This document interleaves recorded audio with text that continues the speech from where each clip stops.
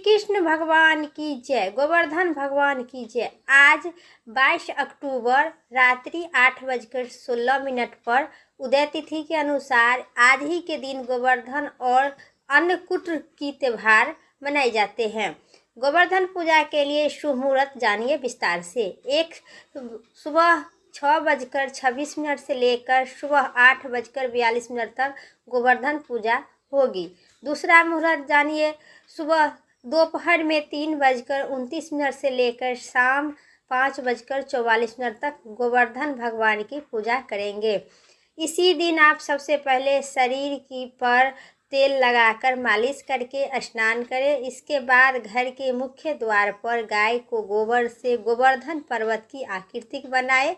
साथ ही पर्वत को घोर कर आपस में गोला कर और उसमें पेड़ और पौधे के आकृति बनाकर उसके बाद गोवर्धन पर्वत के बीचों बीच भगवान श्री कृष्ण की मूर्ति तस्वीर बनाए। इसके बाद गोवर्धन पर्वत और भगवान श्री कृष्ण की पूजा करें। पूजन करने के बाद अपनी मनोकामना की प्रार्थना करें। इसके बाद भगवान श्री कृष्ण के पंचामृत और पकवान 56 तरह की भोग का भोग लगाकर, ऐसी मान्यता है कि इस दिन जो लोग गोवर्धन पर्वत की प्रार्थना और उनको श्रद्धा और सच्चे मन से करते हैं तो भगवान श्री कृष्ण और गोवर्धन भगवान सभी मनोकामना पूर्ण करते हैं। आप जानिए गोवर्धन पर्वत की संपूर्ण विधि और महत्व बता के अब सुनिए संपूर्ण भगवान श्री कृष्ण की कथा विस्तार से। आज ही के दिन पूरे देश भर में गोवर्धन पर्वत यानी कि गोवर्धन आज कार्तिक मास के कृष्ण पक्ष के प्रतिपदा तिथि को ही भगवान श्री कृष्ण ने गोवर्धन पर्वत उठाए थे। गोवर्धन पूजा की पौराणिक कथा विस्तार से। द्वापर युग में एक बार इंद्राज ने अपने ऊपर अभिमान हो गया था। इंद्र को अभिमान को चूर करने के लिए भगवान श्री कृष्ण एक अद्भुत लीला रचे। श्री कृष्ण ने देखा कि एक दिन सभी ब्रजवासियों उत्तम पकवान बना रहे थे और किसी भी की पूजा की तैयारी कर रहे थे। इसे देखते हुए भगवान श्री कृष्ण ने माता यशोदा से पूछे कि माँ, आज किस बात की तैयारी है और किस चीज़ का त्यौहार है। माता ने कहे, हे श्री कृष्ण सुनो। यशोदा माँ ने बताया कि आज इंद्र देव की सभी ग्राम वासियों ने पूजा करते हैं, जिससे पूजा करने से गांव वाले ठीक से भगवान इंद्र ने वर्षा देते हैं और कभी भी फसल खराब नहीं होते हैं, अन्न धन बरसाते हैं। उसी समय लोग इंद्र देव की प्रसन्न होकर इसीलिए पूजा आज अन्नकूट चढ़ाते हैं और अन्नकूट के नाम से करते हैं। यशोदा माँ ने श्री कृष्ण जी से कहे ये भी बताए कि इंद्र देव की कृपा से अन्न की बढ़ोतरी होती है और इन किसी प्रकार के कोई कमी नहीं भगवान इंद्र छोड़ते हैं। इस पर श्री कृष्ण ने कहे कि फिर इंद्र देव की जगह गोवर्धन पर्वत पर पूजा क्यों नहीं होनी चाहिए। गाय को चारा वही से मिलेगा। इंद्र देव तो कभी प्रसन्न नहीं होते हैं और न ही दर्शन देते हैं। इसी बात पर ब्रज के लोगों ने इंद्र देव की जगह गोवर्धन पर्वत की पूजा करने लगे। यह देखकर इंद्र देव ने क्रोध हुए और उन्हें मूसलाधार वर्षा शुरू कर दिए। इंद्र देव ने इतनी वर्षा की कि उन्होंने ब्रजवासियों की फसल साथ काफ़ी नुकसान हुआ।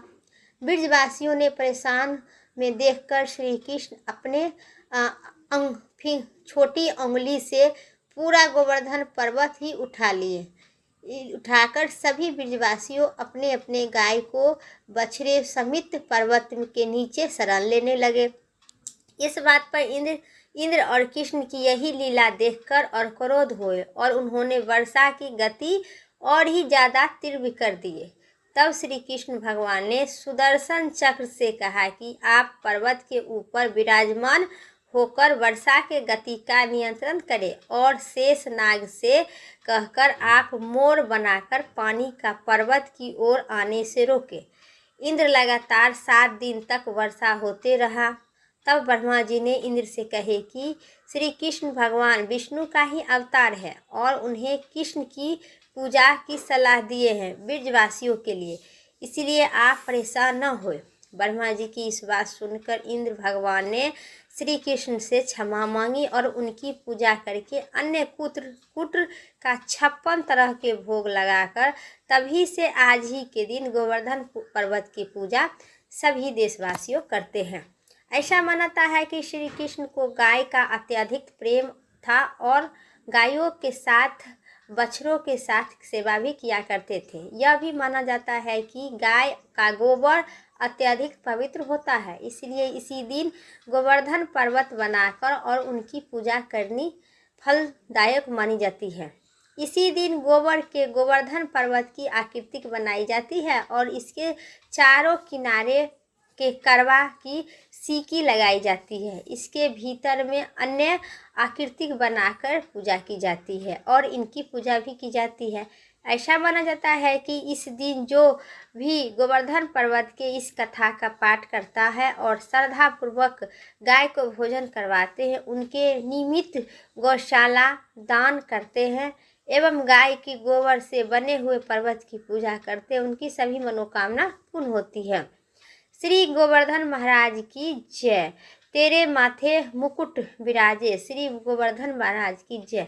मेरा कथा इतना ही तक था। उम्मीद करते हैं इस कथा अच्छी लगे तो लाइक कीजिएगा, चैनल पर नए सब्सक्राइब करके कमेंट बॉक्स में भगवान श्री कृष्ण की जय जरूर लिखिए।